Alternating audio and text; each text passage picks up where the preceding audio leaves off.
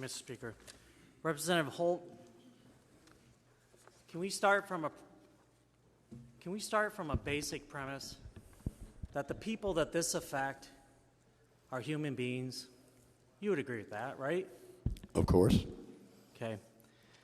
And I'm trying to figure out exactly why we're doing this. Okay. So, doesn't this bill restrict what health care someone can access based on their gender? I believe these procedures are akin to experimental treatments. I believe that the medical efficacy of these treatments is not proven, and I believe that can be seen in things that Sweden, Britain, France, Australia, New Zealand, and others are doing. So, again, I would say that these treatments, the efficacy is not proven, and we're trying to protect our children. When you make that statement, Representative Holt, do you have evidence of that, and can you point me to that? Yes, indeed, I do. Give me a minute to get to it.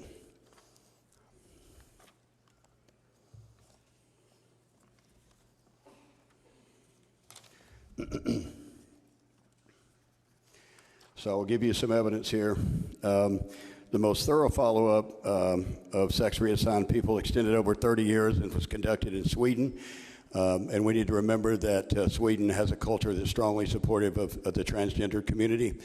And their longitudinal study determined that folks who had undergone these reassignment procedures were 19 to 20 times more likely to commit suicide as compared to their peers. The Obama administration came to very similar conclusions in 2016.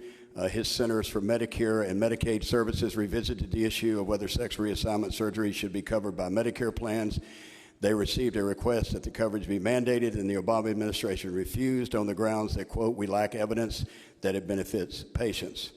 I could read at length what Britain's Guardian recently said from the National Institute of Health in Britain. The Swedish, as I mentioned earlier, the Swedish Institute, which is home of the Nobel Assembly awarding the Nobel Prize in Physiology or Medicine, recently updated its guidelines regarding hormonal treatment for minors with gender dysphoria. The guideline now affirms, quote, these treatments are potentially fraught with extensive and irreversible adverse consequences such as cardiovascular disease, osteoporosis, infertility, increased cancer risk, and thrombosis. This makes it challenging to assess the risk-benefit for the individual patient and even more challenging for the minors or their guardians to be in a position of an informed stance regarding these treatments, unquote. The British National Health Service recently and abruptly changed its position regarding puberty blockers. The current position is that, quote, little is known about the long-term effects of hormone or puberty blockers in children with gender dysphoria. And, quote, it is not known what the psychological effects may be. It's also not known whether hormone blockers affect the development of the teenage brain or children's bones. Side effects may also include hot flashes, fatigue, and mood alterations. I could keep going. As I stated, medical societies in France, Australia, and New Zealand have also moved away from medicalization. Florida's healthcare agency also recently issued guidelines. The American Journal of Psychiatry was compelled to retract a study that erroneously affirmed that hormones and surgery yielded significant improvement in mental health for gender incongruent patients. I also have some statements here from several medical doctors, if you'd like me to share those with you. No. Can you think of anyone aside from transgender people that would need gender-affirming care? Well, the bill, the legislation specifically stipulates that there are exceptions based on what I mentioned earlier. What are those exceptions? They are in the bill. I can go back and read those to you. Again, there are exceptions made for medically verifiable disorders of sex development and for treatments of infection, injury, disease, or disorder caused by gender transition procedures, and for physical disorders, injuries, or illnesses that is certified by a physician would place a minor in imminent danger of death or major impairment. So that's most of what's listed in the bill. Representative Holt, why are we doing this bill?